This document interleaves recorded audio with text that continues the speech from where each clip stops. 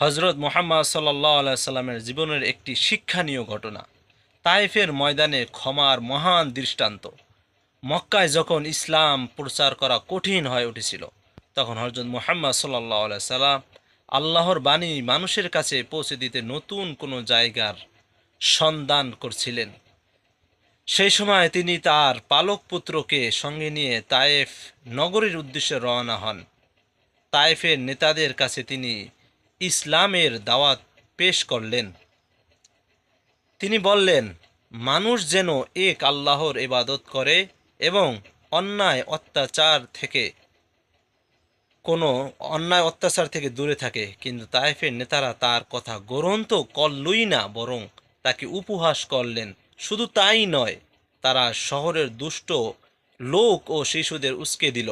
তারা রসুল সাল্লাল্লাহু আলাইহি সাল্লামের পিছনে লেগে গেল। কেউ গালি দিল, কেউ পাথর ছুড়ল। এত পাথর নিক্ষেপ করা হলো যে তার পবিত্র পা রক্তে ভিজে গেলে জায়েদ ইবনে হারিসা রাদিয়াল্লাহু তাআলা নিজের শরীর দিয়ে রাসূল সাল্লাল্লাহু আলাইহি সাল্লামকে রক্ষা করার চেষ্টা করেছিলেন। অবশেষে তারা শহরের বাইরে একটি আঙ্গুর বাগানে আশ্রয় নিলেন।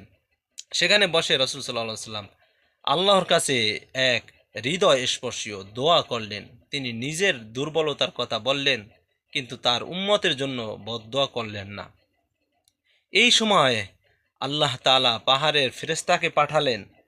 ফেরেশতা বললেন, হে আল্লাহর রসুল সাল্লাল্লাহু আলাইহি সাল্লাম, আপনি যদি আদেশ দেন তবে আমি দুই পাহাড়কে একত্রিত করে তায়েববাসীদের ধ্বংস করে দিতে পারি। কিন্তু মানবতার শ্রেষ্ঠ শিক্ষক হযরত মুহাম্মদ সাল্লাল্লাহু আলাইহি সাল্লাম কি বললেন? তিনি বললেন, না, আমি আশা করি তাদের বংশধরের মধ্যে থেকে এমন মানুষ জন্ম নেবে যারা এক আল্লাহর ইবাদত করবে। কি অসাধারণ দয়া! যারা তাকে রক্তাক্ত করল, অপমান করল, তাদের জন্য তিনি ধ্বংস কামনা করলেন না, বরং তাদের হেদায়েতের আশা করলেন। বছর কয়েক পরে সেই তায়েফের অনেক মানুষ ইসলাম গ্রহণ করল। তারা আল্লাহর একাত্মবাদে বিশ্বাসী হল। রসুল সাল্লাল্লাহু আলাইহি সাল্লামের সেই দোয়া ও ক্ষমার ফলই বহু মানুষ সত্যের পথে ফিরে এসেছিল। এই ঘটনা থেকে আমরা কি শিক্ষা নিলাম? প্রতিশোধ নয়, ক্ষমাই একজন মুমিনের বড় গুণ। মানুষের হেদায়েতের জন্য ধৈর্য ধারণ করতে হয়। কষ্টের সময় আল্লাহর কাছে দোয়া করা উচিত। একজন দায়ী বা ইসলামের প্রচারকের পথ সবসময় সহজ হয় না। রাসূল সাল্লাল্লাহু আলাইহি সাল্লাম ছিলেন সমগ্র মানব জাতির জন্য রহমত। আল্লাহ তাআলা পবিত্র কোরআনে বলেছেন, আমি আপনাকে সমগ্র বিশ্বের জন্য রহমত স্বরূপ পাঠিয়েছি। সুবহানাল্লাহ।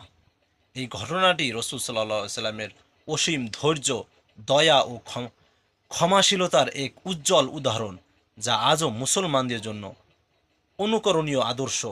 ভিডিওটি বেশি বেশি শেয়ার করবেন, লাইক কমেন্ট শেয়ার করবেন। ইসলামিক ভিডিও অনেকেই লাইক কমেন্ট শেয়ার করে না। আপনারা একটু কষ্ট করে লাইক কমেন্ট শেয়ার করবেন প্লিজ। সবাই ভালো থাকেন, সুস্থ থাকেন। আপনাদের জন্য সবার জন্য দোয়া রইল।